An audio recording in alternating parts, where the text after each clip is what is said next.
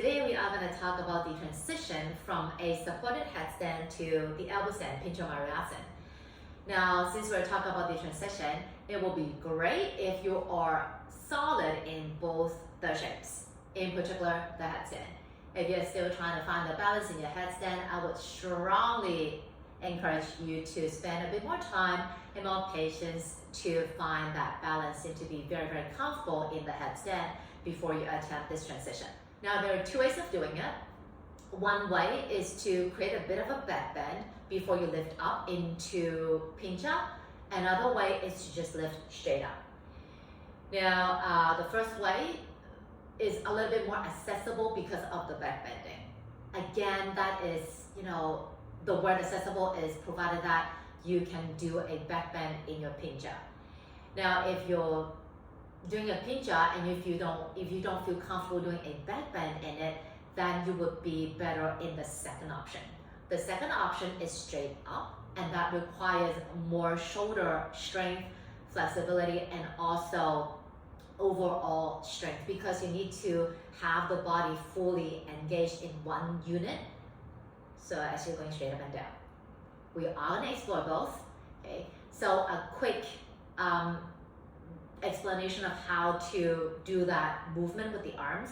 So it's actually very, very simple. From a headstand, you clasp your fingers, right? So from a headstand, you just unlace the fingers and place the palms down to the floor. Make sure your thumbs are pressing firmly down to the floor, and that will transition you hands-wise from a headstand to Pincha arms. Okay? So let's check it out. First option, the back bend. So let's start from headstand.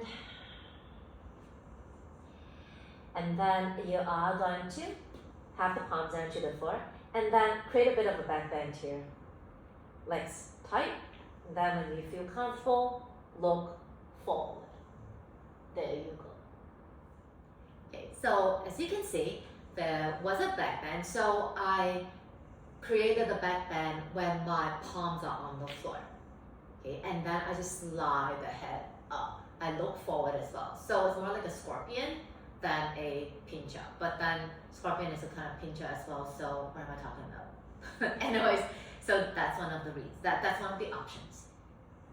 Option number 2 is straight up and down. Okay, so this requires more awareness. Okay, so headstand.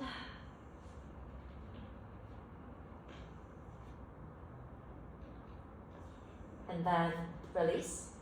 Now feel the upper back broad, legs engaging, and just lift up, like so. Ribs in, legs tight. Fix my hair. As you can clearly see, I have a bit of a back bend in my upper back. Okay, that's because my shoulders are still tight. Still working on them. My Pincha is not straight, but whatever, it's still a Pincha. I could balance perfectly on my forearms. Now, anyways, yeah, so we all have our different, body shapes and all that, so that's something that I am hoping to work on, but no rush. Anyways, back to that transition. So for the second option, meaning straight up and down, you really need to engage your legs, the butt, and also feel the abdomen hugging everything in. So that will create more stability as you lift, because you lift vertically up and down, and also the gaze as well sometimes, because when you're transitioning like that, the gaze is towards the back of the mat, and that would throw some people off. So just be more mindful of that. Broader shoulders, broader upper back and all that, just to give you that extra foundation to push and lift up straight. Feel free to practice against the wall, okay? But if you do practice against the wall, you need to create some space, is the fingers to the elbow distance away from the wall, because you are going to start from here and then ending up here.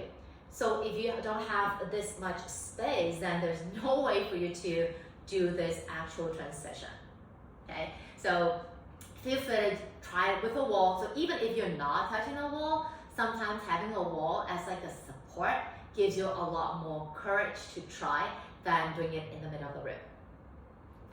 And that's my sharing for today. Hopefully you find it helpful, and please like it, please comment, please share it with your friends and your family and everyone else in the earth. All right, so I'll see you again soon. Take care.